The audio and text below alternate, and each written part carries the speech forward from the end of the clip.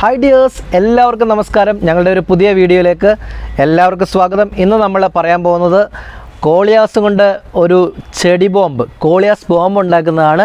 അതിന് വേണ്ടിയ സാധനങ്ങൾ എന്തൊക്കെയാണെന്ന് നോക്കാം. ഒരു പച്ചനെറ്റ് ഇല്ലെങ്കിൽ ഇഴയടുപ്പം കൂടിയ ഒരു കോട്ടൺ തുണിയായാലും മതി.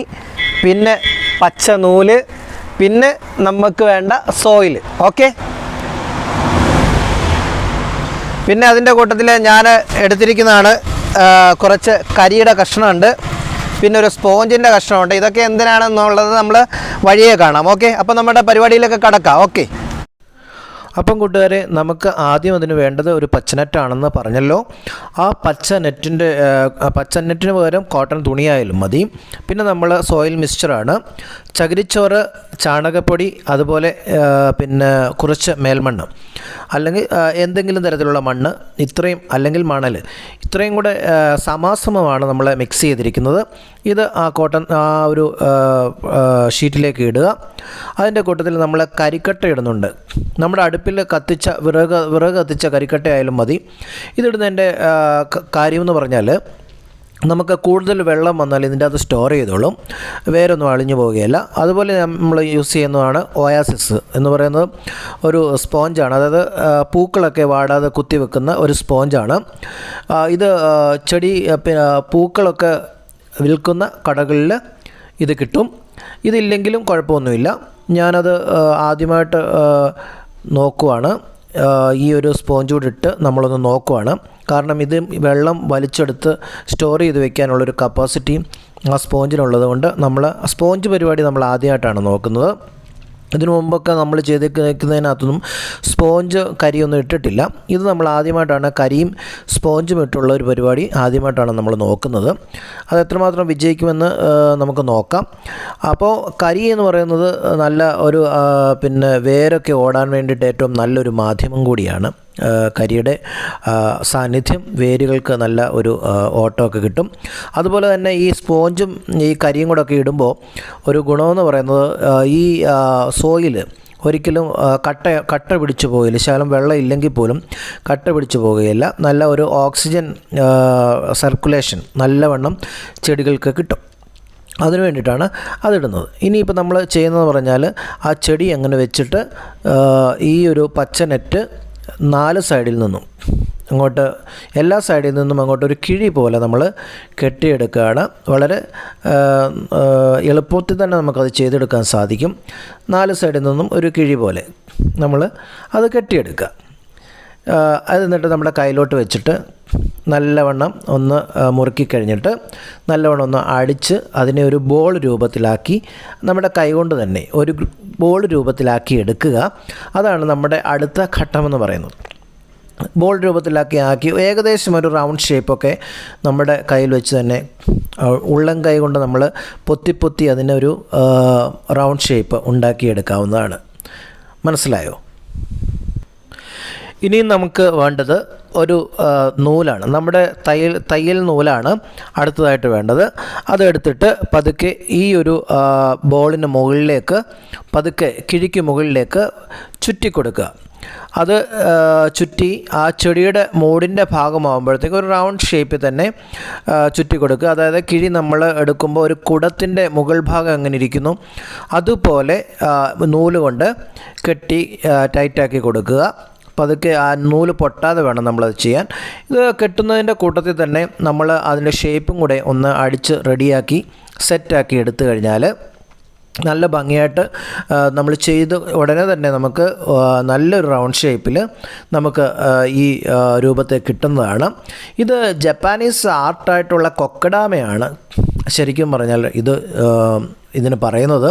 അത് കൊക്കഡാമയ്ക്ക് നമ്മൾ പായലൊക്കെ ഉപയോഗിക്കാറുണ്ട്. പായലിന് പകരമാണ് നമ്മൾ ഇനിയിപ്പം ഉപയോഗിക്കാൻ പോകുന്നത് നൂലാണ്. പായലിന് പകരം നമ്മൾ കമ്പിളി നൂലാണ് ഇവിടെ യൂസ് ചെയ്യുന്നത്.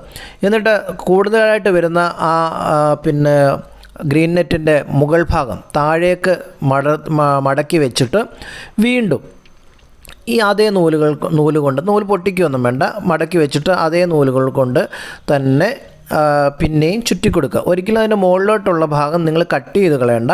താഴേക്ക് മടക്കി ഇങ്ങനെ വെച്ചിട്ട് നമ്മളെന്ത് ചെയ്യണം, ഈ നൂല് കൊണ്ട് ഇങ്ങനെ കെട്ടിക്കൊടുത്താൽ മതിയാകും. അപ്പോൾ കുറച്ച് കഴിയുമ്പോഴത്തേക്കും അത് നല്ല ടൈറ്റായിട്ട് വരുന്നത് നമുക്ക് കാണുവാൻ സാധിക്കും.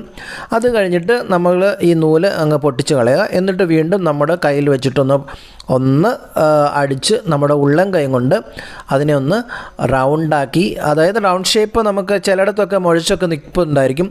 എങ്കിൽ പോലും ആ മുഴച്ചിരിക്കുന്ന സംഗതികളൊക്കെ നമ്മൾ പതുക്കെ നമ്മുടെ ഉള്ളം കൈ കൊണ്ട് തന്നെ അടിച്ച് സെറ്റാക്കി റൗണ്ട് ഷേപ്പിൽ എടുക്കാൻ സാധിക്കും. കണ്ടോ, ഇപ്പോൾ നല്ലൊരു റൗണ്ട് ഷേപ്പിലേക്ക് നമ്മുടെ കോളിയാസ് ബോംബ് വന്നിട്ടുണ്ട്. കൊക്കഡാമ ആക്കണമെങ്കിൽ നിങ്ങൾ ഇതിൻ്റെ മുകളിൽ പായൽ പൊതിഞ്ഞു കഴിഞ്ഞാൽ ഇത് കൊക്കഡാമയാണ്. അത് കൊക്കഡാമയുടെ അതേ മെത്തേഡ് തന്നെയാണ് ഇതും കാണുന്നത്. പിന്നെ നമുക്ക് വേണ്ടതെന്ന് പറഞ്ഞാൽ ഈ ഒരു കമ്പിളി നൂലാണ്. ഇത് നമുക്ക് ക്രാഫ്റ്റിൻ്റെ സാധനങ്ങളൊക്കെ മേടിക്കുന്ന ഷോപ്പിൽ കിട്ടും. തയ്യൽ സാധനങ്ങളൊക്കെ മേടിക്കുന്ന ഷോപ്പിൽ ഇത് കിട്ടും. ഞാനിപ്പോൾ ഒരു പച്ച കമ്പിളി നൂലാണ് എടുത്തിരിക്കുന്നത്. അത് ഇതിൻ്റെ മുകളിലേക്ക് ഞാൻ ഇങ്ങനെ കെട്ടിക്കൊടുക്കുകയാണ്. അപ്പം ആ കെട്ടുന്നത് എങ്ങനെയാണെന്ന് നമുക്ക് നോക്കാം. ഇങ്ങനെ റൗണ്ടിൽ ഇങ്ങനെ പതുക്കെ ചുറ്റി കൊടുക്കുക. നമുക്ക് പല തരത്തിലുള്ള ചുറ്റാൻ അറിയാവുന്ന ആൾക്കാരുണ്ടാവും. എനിക്ക് ഈ കമ്പിളി നൂലുമായിട്ട് വലിയ പരിചയം ഇല്ലാത്തത് കൊണ്ട് എനിക്കറിയാവുന്ന രീതിയിലാണ് ഞാൻ ഇതിൻ്റെ മുകളിലേക്ക് ചുറ്റി കൊടുക്കുന്നത്. കമ്പിളി നൂലും കൊണ്ട് ക്രാഫ്റ്റൊക്കെ ചെയ്യുന്ന ആൾക്കാർക്ക് പല മോഡലുകളിൽ പല പാറ്റേണിൽ ഇതിൻ്റെ മുകളിൽ ഇങ്ങനെ ചുറ്റി നല്ല ഭംഗിയായിട്ട് അതിൻ്റെ മുകളിലൊരു ആർട്ട് വർക്ക് തന്നെ ചെയ്യാൻ പറ്റും. ഓക്കെ, ഞങ്ങളുടെ ചാനൽ ഇതുവരെ സബ്സ്ക്രൈബ് ചെയ്യാത്തവർ ഒന്ന് സബ്സ്ക്രൈബ് ചെയ്ത് ഞങ്ങളെ സപ്പോർട്ട് ചെയ്യുക.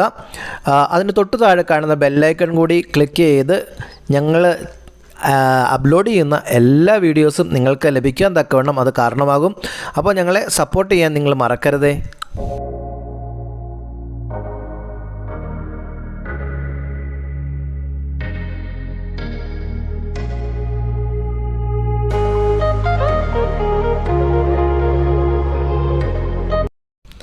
പിന്നെ നമുക്ക് ഇതിന് എങ്ങനെ വെള്ളം ഒഴിക്കും, എങ്ങനെ ഫെർട്ടിലൈസ് ചെയ്യുമെന്ന് ചോദിച്ചു കഴിഞ്ഞാൽ ഞാൻ ചെയ്യുന്നതെന്ന് പറഞ്ഞാൽ ഇത് നമ്മൾ തൂക്കിയിടുകയാണ് ചെയ്യുന്നത്. തൂക്കിയിട്ടിട്ട് നമ്മൾ വളത്തിൻ്റെ അതായത് ചാണകത്തിൻ്റെ തെളിയും ഒക്കെ കലക്കി വെച്ചിട്ട് അതിൻ്റെ ഉള്ളിലേക്ക് മുക്കി നമ്മൾ എടുക്കാറുണ്ട്.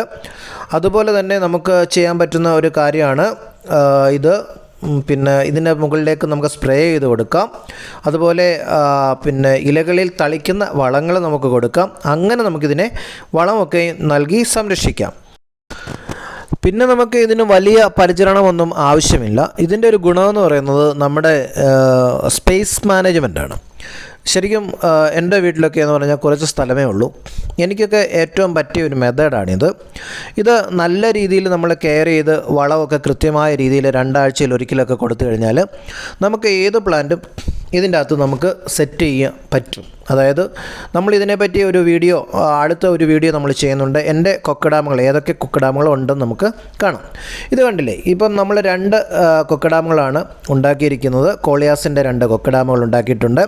അതിന് നമ്മൾ കമ്പിളി നൂല് പൊതിഞ്ഞ് മനോഹരമാക്കിയിട്ടുണ്ട്. ഇത് നിങ്ങളൊന്ന് പരീക്ഷിച്ച് നോക്കുക.